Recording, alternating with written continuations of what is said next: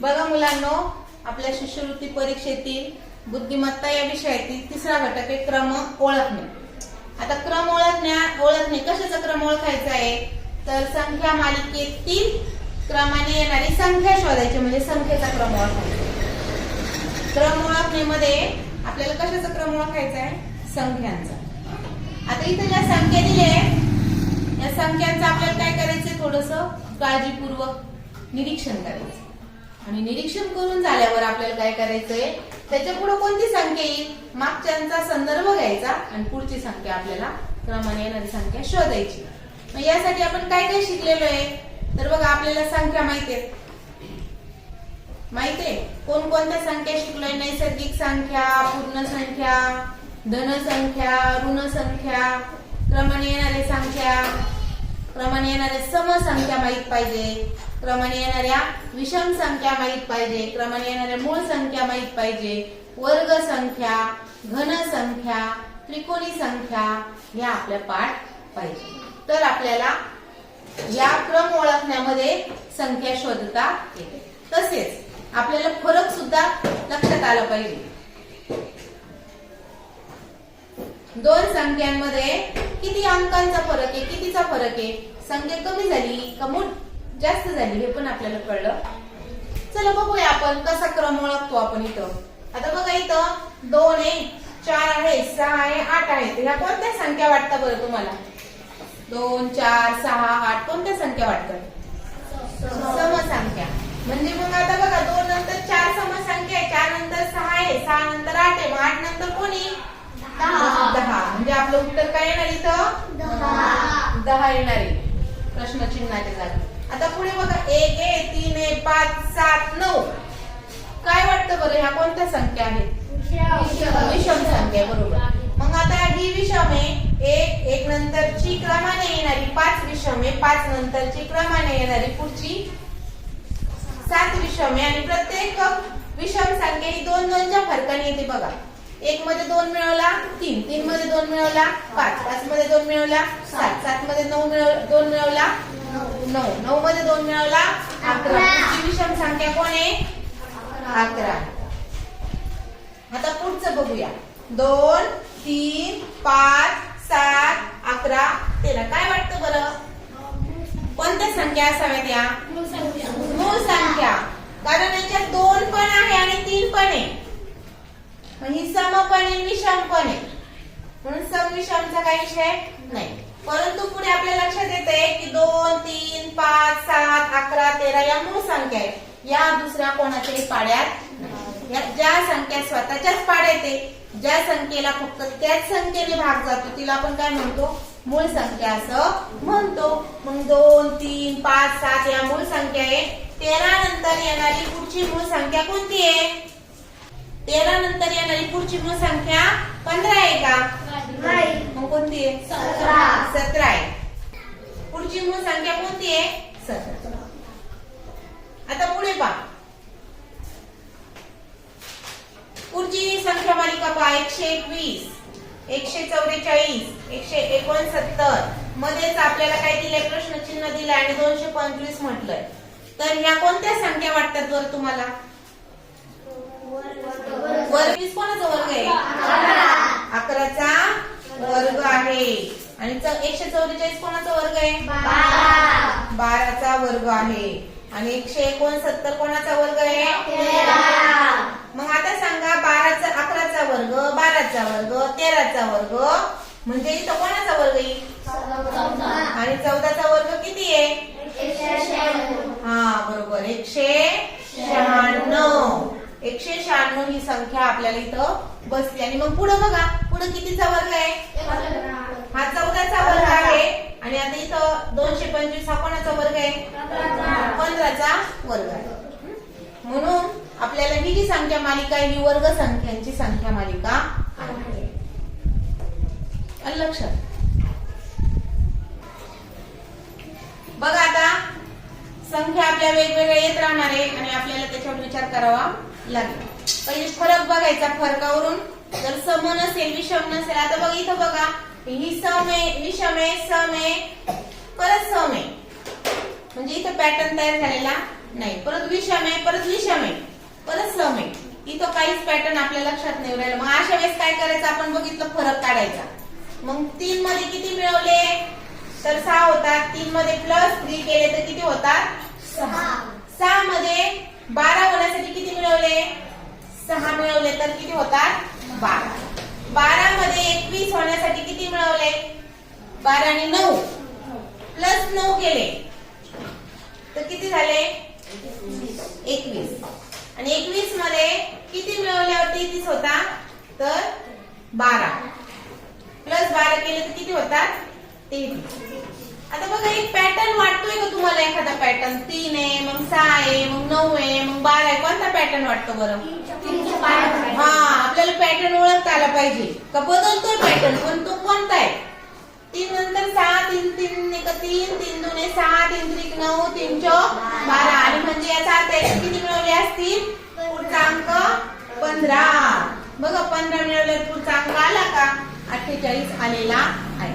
मग जर याच्यात 15 मिळवले तर 48 मध्ये किती मिळवावं लागेल 3 5 15 3 18 मिळवावे लागतील. 48 मध्ये किती मिळवले +18 किती आले बरं मग 8 आणि 8 16 झाले 1 किती झाले 66. पुढचा अंक कोणता येणार आहे 66 अंक क्रमाने आला. काय कोणतं पॅटर्न निघालं फरक काढला. फरकामध्ये लक्षात आलं की हे कोणतं पॅटर्न आहे 3 चा पाढा. मिळवत गेले का वजा करत आले मिळवत गेले. आता पुढचं बघूया. बघा 8 नंतर किती आलाय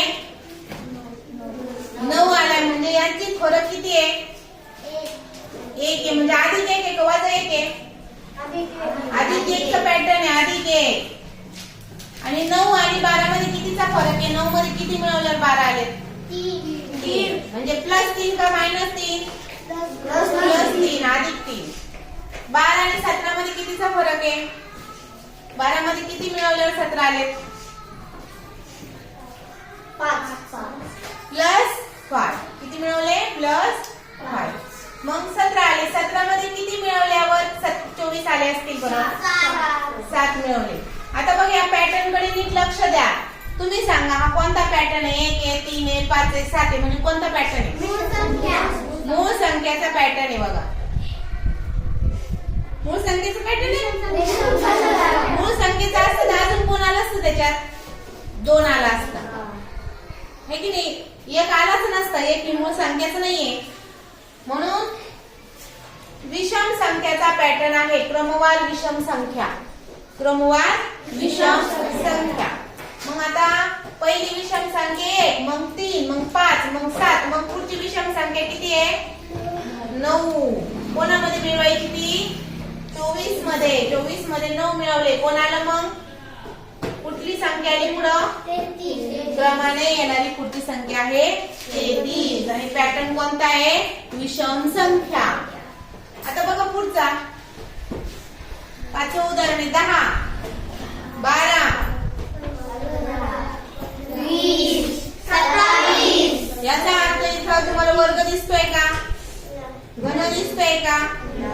आता आपल्याला फरकच बघावा लागेल. या दोघांमधला फरक कितीचा आहे 2 म्हणजे +2 2 नी वाढलीये.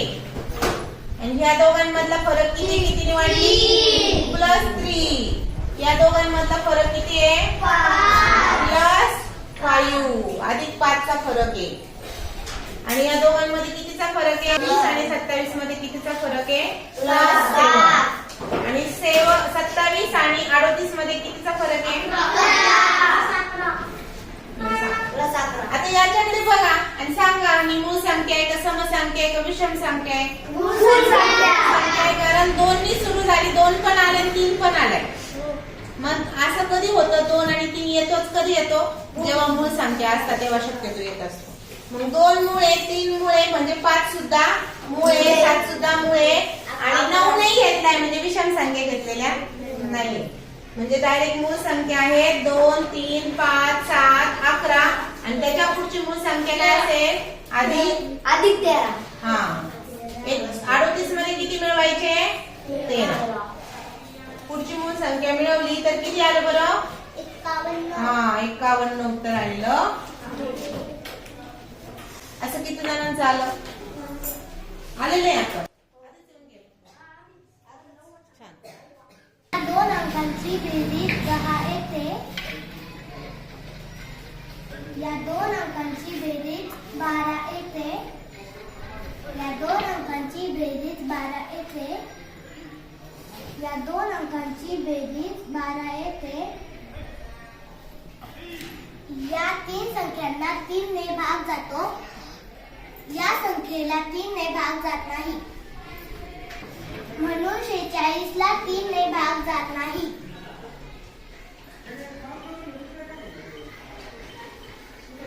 म्हणून 46 ही गटात न बसणारी संख्या आहे. बरोबर का रे मुलांनो? Clap for Shweta. या संख्या आहेत गटात न बसणाऱ्या संख्या ओळखायच्या आहेत. 11चा वर्ग 121, 225, 13चा वर्ग 169, 5चा घन 125. हा ती वर्ग संख्या आहे आणि ही एक घन संख्या आहे.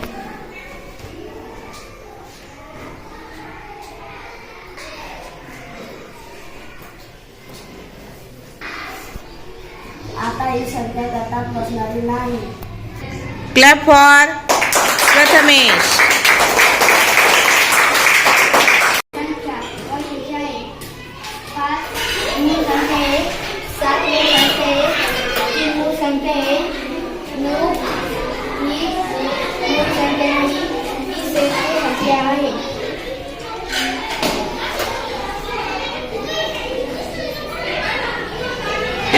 Very good. क्रमाने येणाऱ्या संख्या शोधूया. 13 आणि 24 मधला फरक 11 येतो. 24 आणि 35 मधला फरक 11 येतो. 35 आणि 46 मधला फरक 11 येतो. 46 आणि 57 याचा फरक 11 येतो.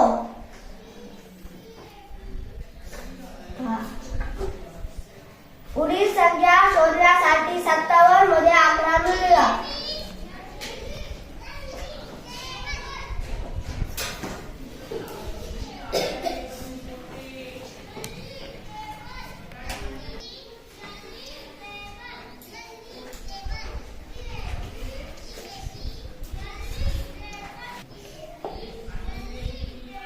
अडुसष्ट ही पुढची संख्या आहे. Very good. Divyam. Clap for Divyam. क्रमाने येणारी संख्या शोधूया. 4 आणि 7 मध्ये 3 चा फरक आहे. 7 12 मध्ये 5 चा फरक आहे.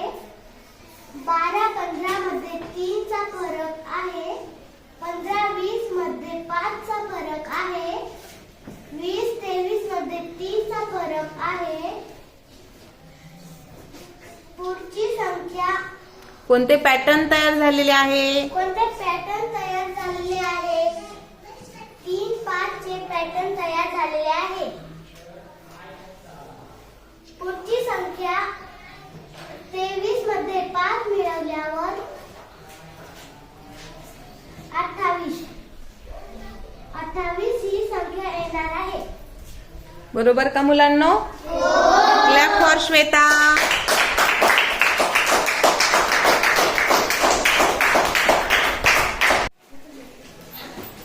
क्रमाने येणारी संख्या शोधूया. 1 चा घन 1, 2 चा घन 8, 3 चा घन 27, 4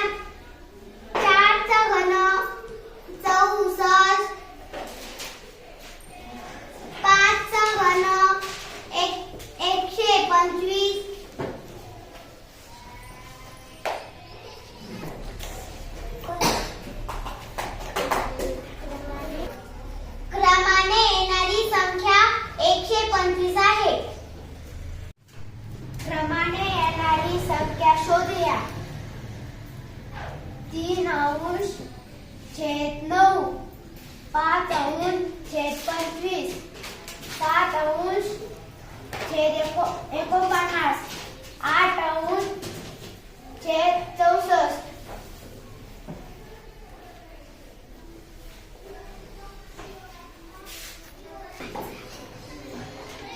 3 चा वर्ग छेदात 9 लिहिला आहे.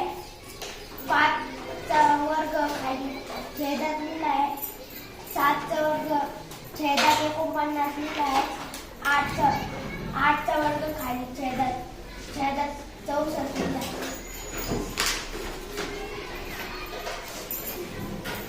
9 81, 9 चा वर्ग छेदात 81 लिहिला आहे. बरोबर आहे का रे मुलांनो? Clap for Yash.